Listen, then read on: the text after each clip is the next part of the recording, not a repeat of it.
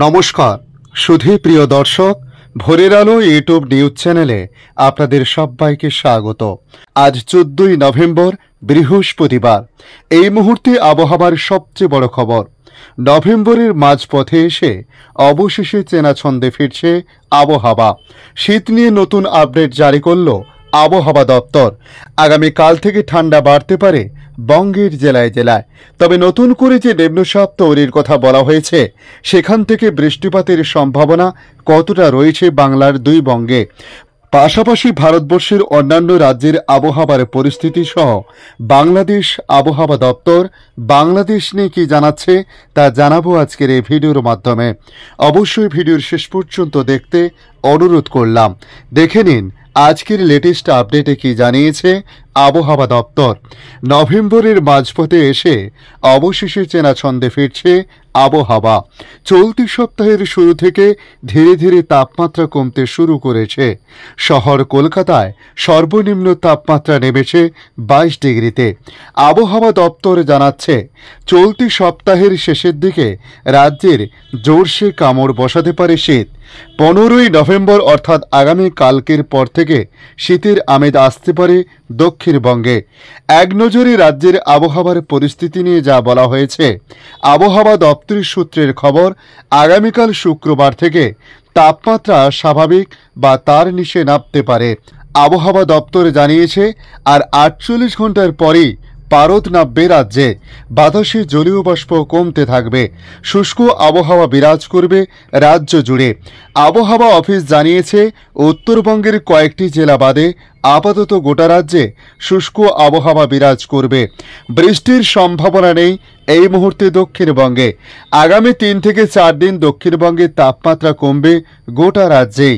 শনিবার পর্যন্ত দক্ষিণবঙ্গের কোনো জেলাতে বৃষ্টিপাতের কোনো রকম সম্ভাবনার কথা জানায়নি আবহাওয়া দপ্তর।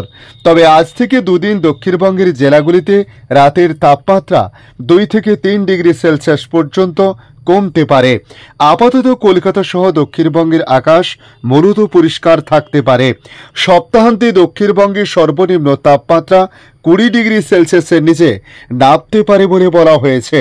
মূলত পশ্চিমের জেলাগুলিতে শীতের দাপট লক্ষ্য করা যাবে আগামী কয়েকদিনের মধ্যেই। ভোর ও রাতের দিকে কুয়াশার দাপটও বেশ কিছুটা বাড়বে বলে বলা হয়েছে। আগামী 3 থেকে 4 দিন দক্ষিণবঙ্গ সহ কলকাতায় সর্বোচ্চ তাপমাত্রা থাকতে পারে প্রায় 30 থেকে 31 ডিগ্রি সেলসিয়াসের কাছাকাছি বলে বলা হয়েছে। ওদিকে সর্বনিম্ন তাপমাত্রাও 22 ডিগ্রির দোরগোড়ায় থাকছে এই মুহূর্তে। অর্থাৎ শীতের আমেজ আসছে বলে বলা হয়েছে বঙ্গজুড়ে। গতকাল থেকে দেশ জুড়ে আবহাওয়ায় বেশ কিছু পরিবর্তন লক্ষ্য করা যাচ্ছে। দক্ষিণ পশ্চিম বঙ্গোপসাগরে তৈরি হওয়া নিম্নচাপটি তামিলনাড়ুর উপকূলের দিকে অগ্রসর হয়েছে। একটি ঘূর্ণাবর্ত সঞ্চালন সমুদ্রপৃষ্ঠ থেকে 5.8 কিলোমিটার উচ্চতায় বিস্তৃত রয়েছে। অন্য একটি ট্রাফ দক্ষিণ পশ্চিম বঙ্গোপসাগর থেকে পশ্চিম মধ্য বঙ্গোপসাগর পর্যন্ত বিস্তৃত রয়েছে। পাশাপাশি অন্যদিকে আগামী 24 ঘন্টার মধ্যে একটি নতুন পশ্চিমী ঝঞ্ঝা পশ্চিম হিমালয় অঞ্চলে পৌঁছানোর সম্ভাবনা রয়েছে। এই একাধিক সিস্টেমের জেরে এবার বড়সড় বদল আসতে চলেছে বলে মনে করছেন আবহাওয়া দপ্তর। গত 24 ঘন্টায় গোটা দেশের আবহাওয়ায় বিপর্যয় ডেকেছে। উপকূলীয় অন্ধ্রপ্রদেশে বিচ্ছিন্ন ভারী বৃষ্টি সহ এলাকা ধরে মাঝারি বৃষ্টি হয়েছে। গত 24 ঘন্টায় আন্দামান ও নিকোবর দ্বীপপুঞ্জ, তামিলনাড়ু এবং লাক্ষাদ্বীপে হালকা থেকে মাঝারি বৃষ্টিপাত রেকর্ড করা হয়েছে।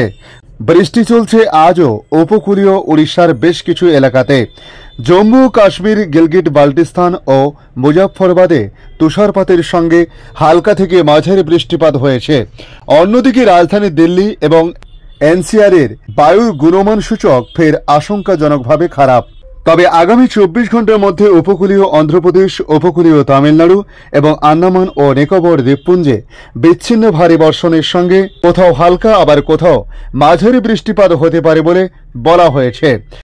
রায়লসীমার দক্ষিণ অভ্যন্তরীণ কর্ণাটক ও অভ্যন্তরীণ তামিলনাড়ুতে হালকা থেকে মাঝারি বৃষ্টি হতে পারে বলে আজও বলা হয়েছে। দক্ষিণ তেলেঙ্গানা, দক্ষিণ মধ্য মহারাষ্ট্র, দক্ষিণ কোঙ্কণ, গোয়া এবং মারাঠাওয়ার কিছু অংশে 24 ঘন্টার পরে ভারী বৃষ্টিপাত শুরু হতে পারে বলে বলা হয়েছে। পশ্চিম হিমালয়ের উপরের দিকে অঞ্চলগুলিতে বিচ্ছিন্ন জায়গায় হালকা বৃষ্টি হতে পারে। এদিকে আগামীকাল অর্থাৎ 15ই নভেম্বর পর্যন্ত জম্মু ও কাশ্মীর, গিলগিট বাল্টিস্তান, মুজফ্ফরবাদ এবং লাদাখের কিছু অংশে হালকা থেকে মাঝারি বৃষ্টি এবং তুষারপাতের সম্ভাবনার কথা বলা হয়েছে। ধন্যবাদ সম্পূর্ণ ভিডিওটি দেখার জন্য। ভালো লাগলে লাইক, শেয়ার, কমেন্ট করবেন। কমেন্টে অবশ্যই জানাবেন আপনার এলাকার নাম। বর্তমানে সেখানকার আবহাওয়ার পরিস্থিতি কী রয়েছে তা জানাতে ভুলবেন না। পাশাপাশি নতুন বন্ধুদের কাছে রিকোয়েস্ট করব, চ্যানেলটি সাবস্ক্রাইব করে রাখুন, তাহলে পরবর্তী আপডেটগুলি অতি সহজে আপনাদের কাছে পৌঁছে যাবে। ভালো থাকুন, সুস্থ থাকুন। ধন্যবাদ।